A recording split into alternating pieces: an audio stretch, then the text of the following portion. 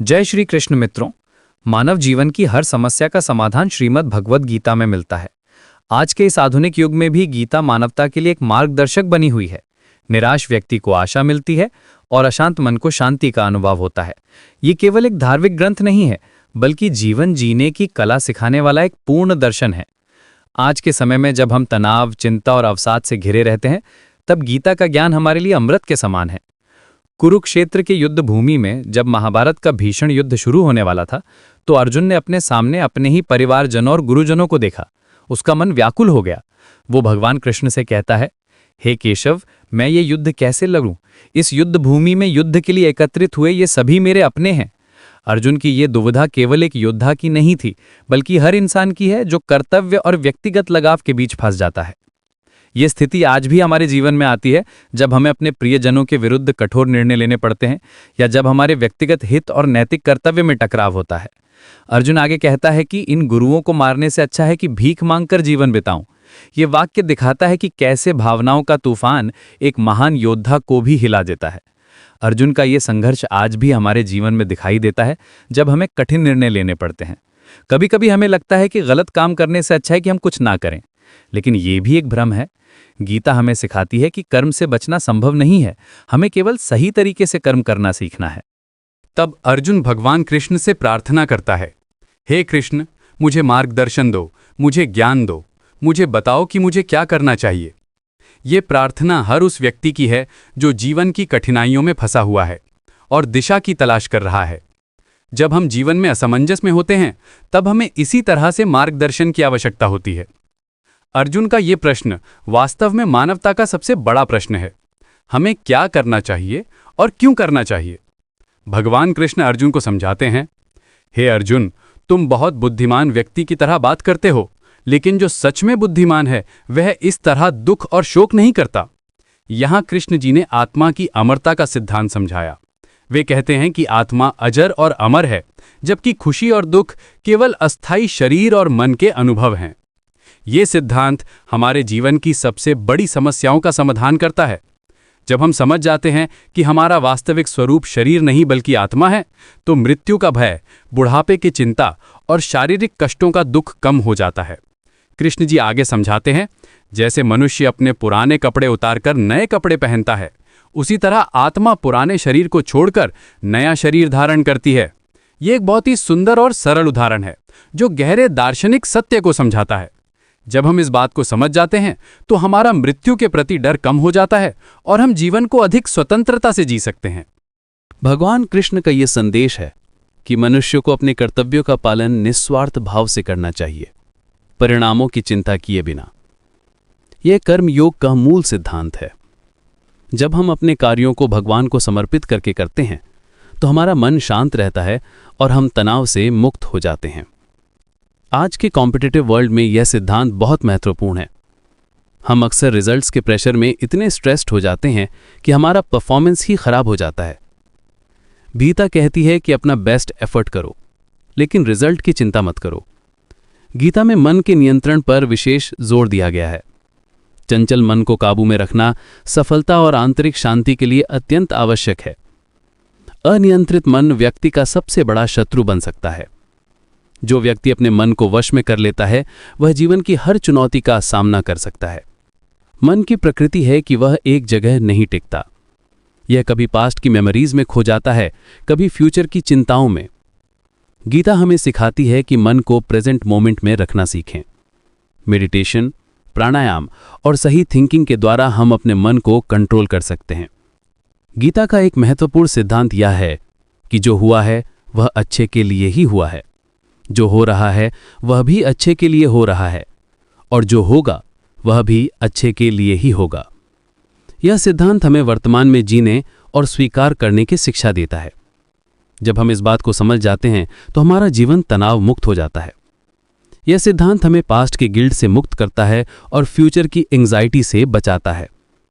जब कोई बुरी घटना होती है, तो हम सोचते हैं कि काश ऐसा ना हुआ होता, लेकिन गीता कहती है कि जो भी होता है वह हमारी स्पिरिचुअल ग्रोथ के लिए आवश्यक है। आसक्ति को दुख का मूल कारण बताया गया है। सच्ची खुशी संतुष्टि से आती है और सांसारिक वस्तुओं की अस्थायी प्रकृति को समझने से मिलती है। जब हम किसी चीज से अत्यधिक लगाव रखते हैं तो उसके खोने का डर हमें परेशान करता रहता है। गीता हमें सिखाती है कि वस्तुओं का उपयोग करें लेकिन उनसे आसक्त ना हों। ये एक बहुत ही प्रैक्टिकल एडवाइस है। हम अपने रिलेशनशिप्स, करियर, मनी, सभी चीज़ों से इतने अटैच्ड हो जाते हैं कि जब ये चीज़ें हमारी एक्सपेक्टेशंस के अनुसार नहीं होती तो हम दुखी हो जाते हैं। डिटैचमेंट का मतलब ये नहीं है कि हम कुछ भी केयर ना करें, बल्कि ये है कि हम अपनी हैप्पीनेस किसी एक्सटर्नल चीज़ पर डिपेंडेंट न रखें। कर्म को सबसे बड़ा धर्म बताया गया है। व्यक्ति की महानता उसके जन्म से नहीं बल्कि उसके कर्मों से निर्धारित होती है। ये संदेश आज के समय में बहुत प्रासंगिक है, जब समाज में जाति और वर्ग के आधार पर भेदभाव होता है। गीता स्पष्ट रूप से कहती है कि व्यक्ति का मूल्यांकन उसके कार्यों से होना चाहिए। ये एक रेवोल्यूशनरी कॉन्सेप्ट था उस समय और आज भी है। गीता में चारों वर्णों की चर्चा है, लेकिन ये बर्थ के आधार पर नहीं बल्कि गुण और कर्म के आधार पर है। एक पर्सन के क्वालिटीज और एक्शन से पता चलता है कि वो कौन सा वर्ण है, न कि उसके जन्म से। भगवान कृष्ण कहते हैं, हे अर्जुन, मैं सभी प्राणियों के हृदय में स्थित आत्मा हूं। मैं सभी प्राणियों का आदि, मध्य और अंत हूं। ये वाक्य भगवान की सर्वव्यापकता को दर्शाता है। जब हम इस सत्य को समझ जाते हैं तो हमारा दृष्टिकोण बदल जाता है और हम सभी में परमात्मा को देखने लगते हैं। ये अद्वैत का सिद्धांत है जो कहता है कि सब कुछ एक ही डिवाइन कॉन्शियसनेस का पार्ट है। जब हम इसे रियलाइज करते हैं तो हमारा ईगो डिसॉल्व हो जाता है और हम सभी के साथ लव और कंपैशन का भाव रखते हैं। गीता में स्पष्ट रूप से कहा गया है, इस संसार में मन की शांति से बड़ा कोई धन नहीं है। आज की भागदौड़ भरी जिंदगी में ये बात और भी महत्वपूर्ण हो जाती है। हम बाहरी सुख सुविधाओं के पीछे भागते रहते हैं, लेकिन मानसिक शांति को नजरअंदाज कर देते हैं। मॉडर्न लाइफस्टाइल में स्ट्रेस, एंग्जाइटी और डिप्रेशन बहुत कॉमन हो गए हैं। लोग मटेरियल सक्सेस तो अचीव कर लेते हैं, लेकिन इनर पीस नहीं मिलती। गीता कहती है कि सबसे बड़ी वेल्थ मेंटल पीस है। जिसके पास ये है वो सबसे अमीर है, चाहे उसके पास मटेरियल थिंग्स कम ही हों। क्रोध को नरक का द्वार बताया गया है। जब व्यक्ति क्रोध में होता है तो वो गलत निर्णय लेता है और अपना नुकसान कर लेता है। गीता हमें सिखाती है कि क्रोध पर नियंत्रण रखना आवश्यक है। धैर्य और संयम से हर समस्या का समाधान निकाला जा सकता है। एंगर मैनेजमेंट आज के टाइम में बहुत ज़रूरी स्किल है। जब हम एंग्री होते हैं तो हमारी जजमेंट क्लाउडेड हो जाती है और हम ऐसे डिसीजंस ले लेते हैं जिसका बाद में पछतावा होता है। गीता में कहा गया है कि क्रोध से बुद्धि नष्ट हो जाती है, बुद्धि के नष्ट होने से स्मृति भ्रष्ट हो जाती है और स्मृति के भ्रष्ट होने से व्यक्ति का नाश हो जाता है। भगवान कृष्ण कहते हैं, जो व्यक्ति सुख दुख में, मान अपमान में शांत रहता है, वो व्यक्ति मुझे बहुत प्रिय है। ये गुण एक आदर्श व्यक्तित्व की निशानी है। जिंदगी में उतार चढ़ाव तो आते रहते हैं, लेकिन जो व्यक्ति हर परिस्थिति में समान भाव रखता है, वो सच्चे अर्थों में महान है।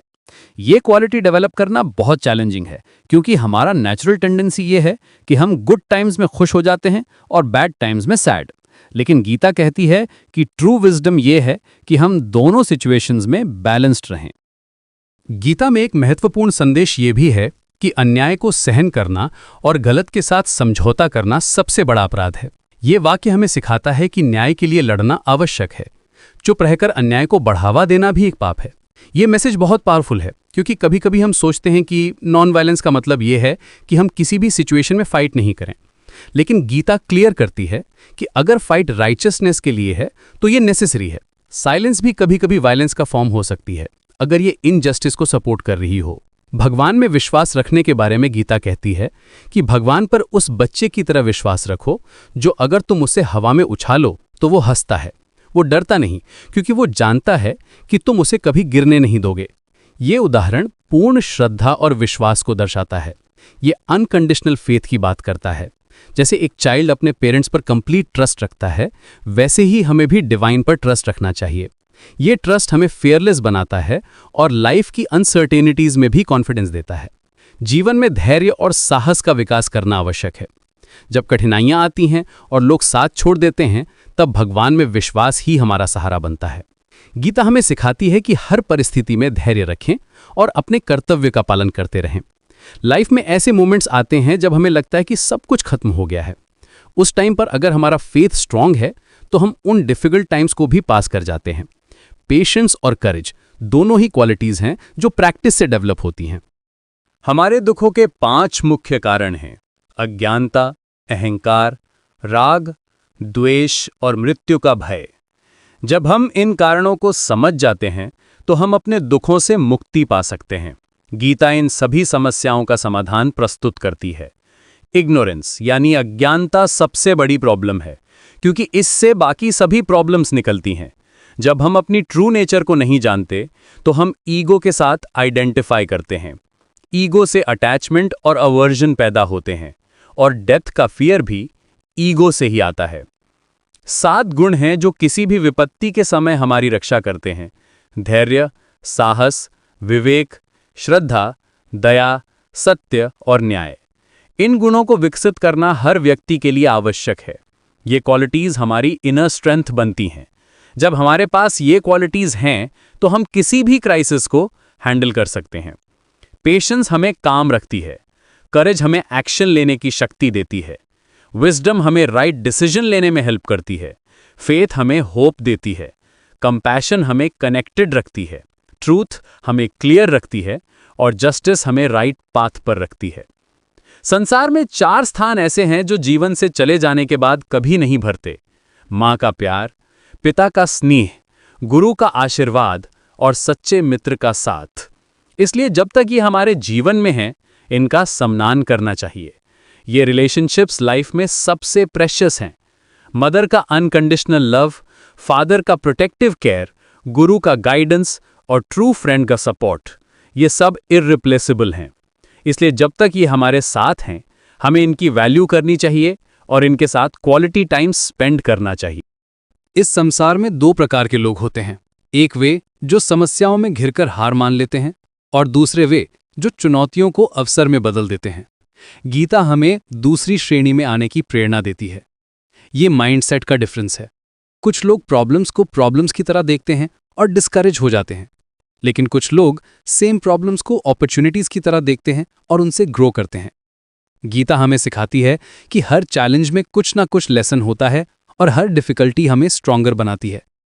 जैसे एक दीपक हजारों दीपक जलाता है, उसी तरह गीता का ज्ञान एक व्यक्ति से दूसरे व्यक्ति तक फैलता रहता है।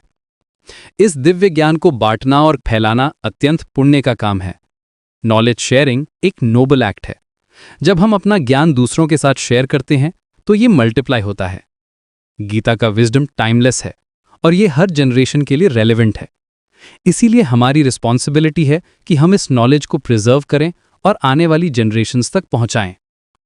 भगवान कृष्ण अर्जुन से कहते हैं कि ये सभी लोग वास्तव में मेरे द्वारा मारे जा चुके हैं, तुम केवल एक निमित्त हो।